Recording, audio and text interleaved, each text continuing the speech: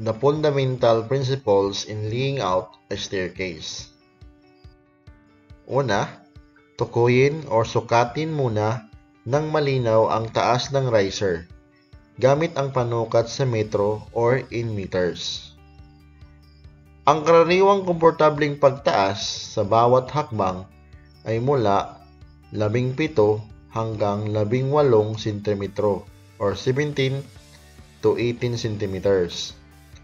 Ang pinakamataas na taas or height ng isang step or riser ay umaabot sa 20 cm. Ngunit, pinapayagan lamang ito sa mga espesyal na pagsasalang-alang, kung saan ang mga pisikal na kondisyon ang nagdidikta.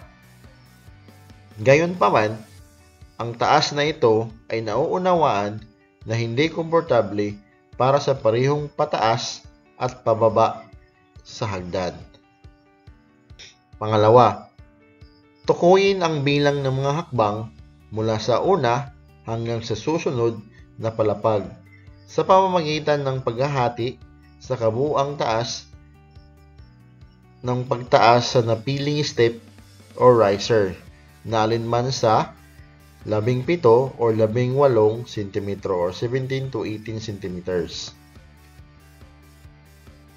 Pangatlong hakbang, hatiin ang layo ng distansya sa epektibong lapad ng thread na karaniwang sinusukat tulad ng sumusunod. Lapad ng thread or effective width. So, meron tayong 25 cm, 20 cm, 30 cm, to 25 cm, and 35 cm to 30 cm. Ito ang mga mabisang lapad ng thread at ang mabisang lapad ng thread ay ang lapad nito minus ang nosing. Number 4. Kung ang resulta ng pangatlong hakbang or step ay mas mababa kaysa sa hakbang pangalawa or second step, ayusin ang haba ng pagtakbo or distansya o ang lapad ng pagtapak upang makakuha ng pantay na distansya at proportional na mga hakbang. For number 5 or kalima, ang taas ng mga risers ay dapat na pantay-pantay at pare-pareho mula sa una hanggang sa huling hakbang ng hagdan. Walang fraksyonal na halaga sa paghahati ng pagtaas sa riser bawat hakbang. For number 6, ika-6, kung hindi may iwasan ang fractional value sa paghahati ng pagtaas sa riser, ayusin ang fractional value sa pantay na proportional sa bilang ng risers. Ngunit sa anumang kaso, hindi hihigit sa 19 na cm or 19 cm or mas mababa sa 17 cm or 17 cm ang riser sa bawat hakbang. Kung hindi, ang hagdan ay hindi maituturing na komportable. Steps in calculating for stairs. So, step 1, unang-una, kukunin muna natin yung rise niya, kung ano ang rise in meters. So, example dito, meron na tayong sukat ng or height ng ating rise. Ang taas ng rise ay 2.20 meters. At ipagpalagay natin na ang ating riser is 17 cm. So, rise over riser.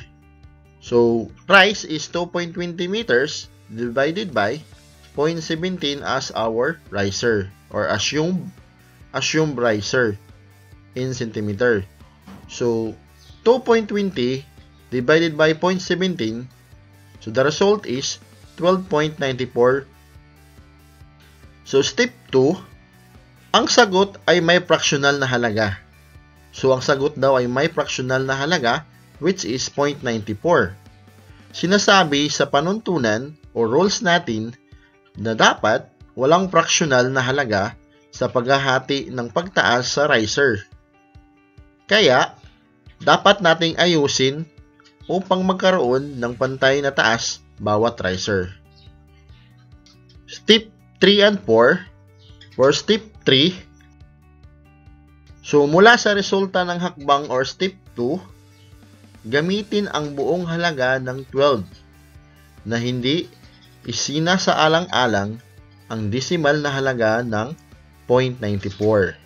So, 2.20 meters ang ating rice over 12.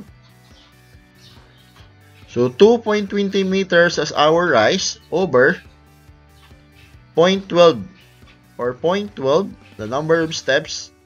So, 2.20 divided by 0.12, the answer is 18.3 cm. So, for step 4, ang 18.3, may tuturin natin ngayon, taas ng mga risers, bawat hakbang.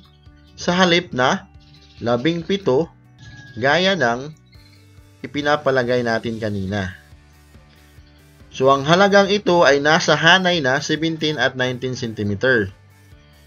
So, pasok siya sa 17 to 19 cm na itinuturing komportabling hagdan. Pero balikan natin uli ang ating panuntunan na dapat walang fractional na halaga sa paghahati ng taas sa riser. Kaya ayusin upang magkaroon ng pantay na taas bawat riser. So, ibig sabihin, 18.3, so tatanggalin na lang natin yung 0.3 and that will be 18. So, the 18 is the final riser natin. For step 5 or last step, so tukuyin ang distansya ng pagtakbo gamit ang formula. So, gagamit na tayo ng formula. Run equal to the number of steps minus 1 times effective width of the thread.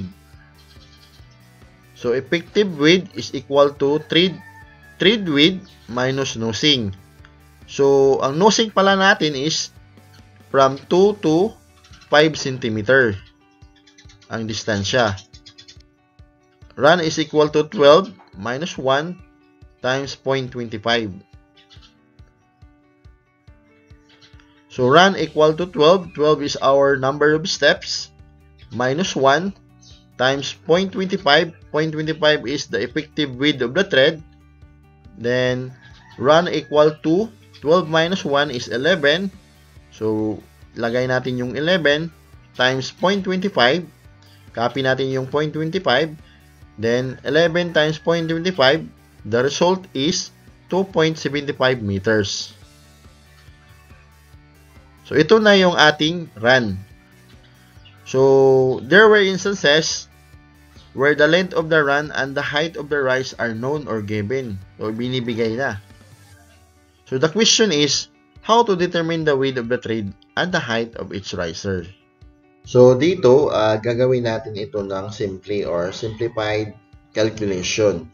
So, instead of 5 steps, gagawin lang natin ng 3 steps para mas madali natin makompute yung stair. So, for example, ito yung rise ng ating height ng ating rise. Susukatin natin yan dito sa simula baba, then pataas. 2.5 meters ang ating rise. Paano natin kukunin yan? Kukompute yan. So, step 1, combine na natin yung 1 and 2. So, formula is rise over riser. So, ang rise natin is 2.5 meters. Sabi ko nga kanina, that is 2.5 meters. Yung riser naman, assume riser natin is 0.17. So, 2.5 meters divided by 0.17 is 14.70 or 14. And that is the number of steps. So, step 2, combination of 3 and 4. So, rise over number of steps. So, ang rise pa rin natin is 2.5 meters divided by 0.14. 0.14 is number of steps. 2.5 meters divided by 0.14 is equal to 17.85 or 17 centimeter. And that is our risers. Step 3. So, formula is run equal to number of steps minus 1 times effective width of the thread. So, run equal to 14. 14 is the number of steps minus 1 times 0.25. 1 is given. So, times 0.25.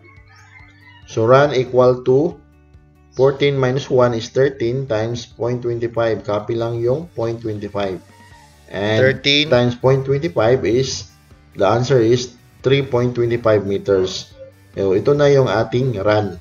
So, makikita natin dito sa illustration natin nasaan ang run at nasaan ang risers.